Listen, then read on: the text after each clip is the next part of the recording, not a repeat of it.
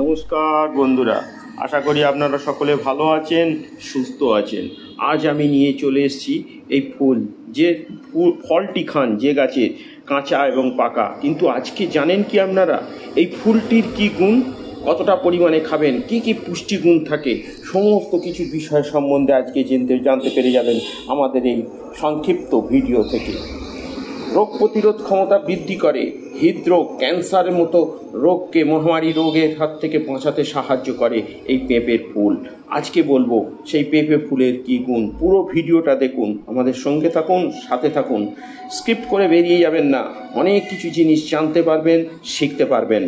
আপনি স্কিপ করে চলে গেলে যেরকম আপনার জানা বিষয়টি অজানা হয়ে যায়, আর ঠিক তেমনি আপনার যে ভিডিওটি সেটি স্কিপ করে বেরিয়ে গেলে আপনি ক্ষতি করেন, যেরকম আমারও ক্ষতি হয়ে যায়। তাই বলছি পুরো ভিডিওটা দেখুন, সাথে থাকুন। চলুন এবার শুরু করা যাক। অনেক কথা বকা হয়ে গেছে, এবার শুরু করা যাক কেন খাবেন এই পেঁপের ফুল। এবার আসা যাক এই ফুলটি কেন খাবেন, কি কি পুষ্টিগুণ থাকে যা খেলে রোগের হাত থেকে আপনাদের বাঁচাবে।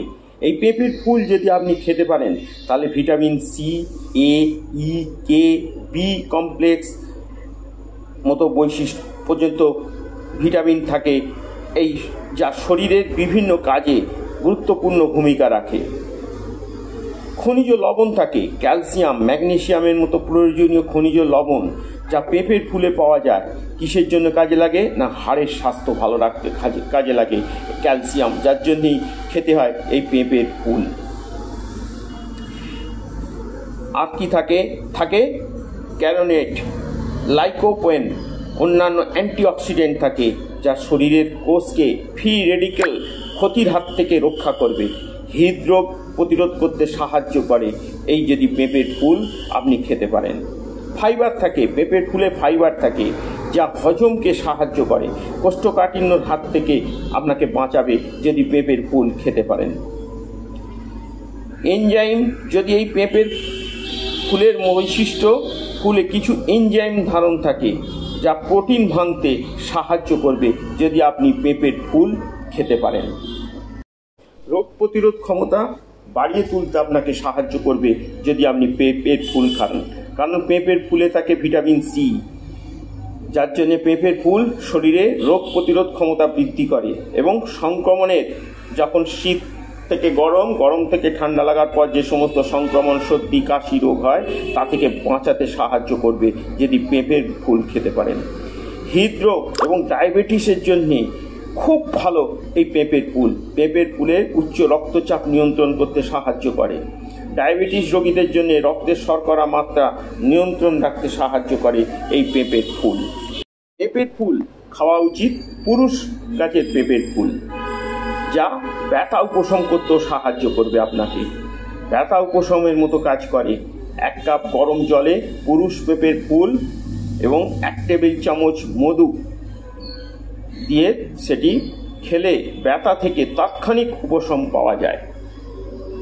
যারা শ্বাসকষ্টজনিত রোগে ভুগছেন তাদের জন্য খুব ভালো এই পেঁপের ফুল। মধুর সাথে মিশিয়ে তৈরি করুন।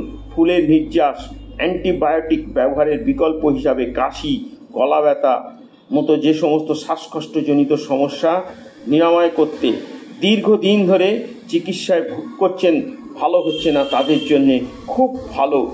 বয়স্ক এবং শিশু উভয় ক্ষেত্রে কাশির চিকিৎসার জন্য ব্যবহার করুন। পুরুষ ফুল ব্যবহার খুব সবচেয়ে ভালো পেঁপে ফুলের। মধু দিয়ে অথবা চিনি দিয়ে ভাপান, তারপর তার 3-4টি বা ছেঁকে নেওয়ার পর সেটিকে পান করুন, খুব ভালো কাজ করবে। ত্বককে ভালো রাখতেও সাহায্য করে এই পেঁপের ফুল। অ্যান্টিঅক্সিডেন্ট যা ত্বকের স্বাস্থ্য ভালো রাখে এবং উজ্জ্বলতা বাড়াতে সাহায্য করে। বয়সজনিত কারণে যে সমস্ত রোগগুলো হয় ত্বকে, সেগুলো থেকে মুক্তি পাবেন যদি পেঁপের ফুল খেতে পারেন। আজকাল প্রত্যেক মানুষ খুব চিন্তা করেন ওজন বেড়ে যাওয়া, সেই ওজন কমাতে সাহায্য করে এই পেঁপের ফুল। কিভাবে না, ভিটামিন এ, বি, সি ছাড়াও পুরুষ পেঁপের ফুলে ফাইবার সমৃদ্ধ অতিরিক্ত ওজন ব্যক্তিদের ক্ষুধা কমাতে সাহায্য করে, যার ফলে কি হয়, ওজন কমতে বাধ্য। যার জন্যই বলা হয় পেঁপের ফুল খাওয়া অভ্যাস করুন।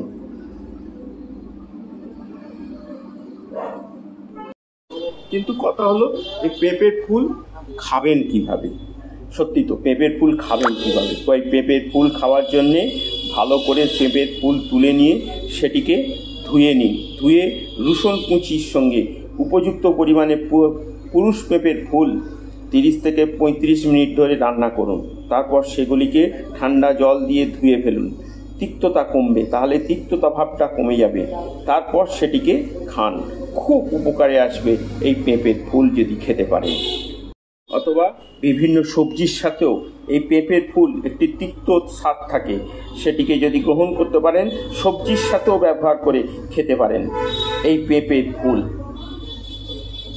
অথবা মধুর সাথেও পেঁপের ফুল নির্যাস ভালো করে সিদ্ধ করে নিয়ে সেই নির্যাস থেকে বেরোনোর পর ছেঁকে নেওয়ার পর তার সঙ্গে মধু অথবা চিনি মিশিয়েও পেঁপের ফুল পান করতে পারেন, খুব উপকারে আসবে। আজকে আপনাদেরকে এই পেঁপের ফুল কিভাবে খাবেন এবং কোন কোন রোগের জন্যে ভালো, সমস্ত কিছু বিষয় নিয়ে বললাম। যদি ভালো লেগে থাকে তাহলে যাওয়ার সময় আমাদের এই সংক্ষিপ্ত ভিডিওতে একটি লাইক, কমেন্ট, শেয়ার, সাবস্ক্রাইব করে যাবেন। যারা নতুন এসছেন তারা একটি আমাদের এই সাবস্ক্রাইব করে রাখুন। আমি সব সময় তুলে আনবো, আপনার উপকারে লাগে, আপনাদের কাজে লাগে, ব্যবহার করতে পারেন, বিভিন্ন রোগের হাত থেকে বাঁচতে পারেন এই ধরনের ভিডিও। আজকের ভিডিও কেমন লাগলো যাবার সময় অবশ্যই জানাবেন। আমরা নতুন নতুন ভিডিও আপনাদের জন্য হাজির করে নিয়ে আসবো। আপনারা কোথা থেকে দেখছেন সেটিও জানাবেন। আজকের মতো আমার এই সংক্ষিপ্ত ভিডিও থেকে আমি এখানেই বিদায় নেব। আবার দেখা হবে আপনাদের সঙ্গে আমার নতুন কোনো একটি ভিডিওতে। আপনারা এতক্ষণ ধরে আমার এই ভিডিও দেখার জন্যে আপনাদের প্রত্যেককে জানাই অসংখ্য অসংখ্য ধন্যবাদ।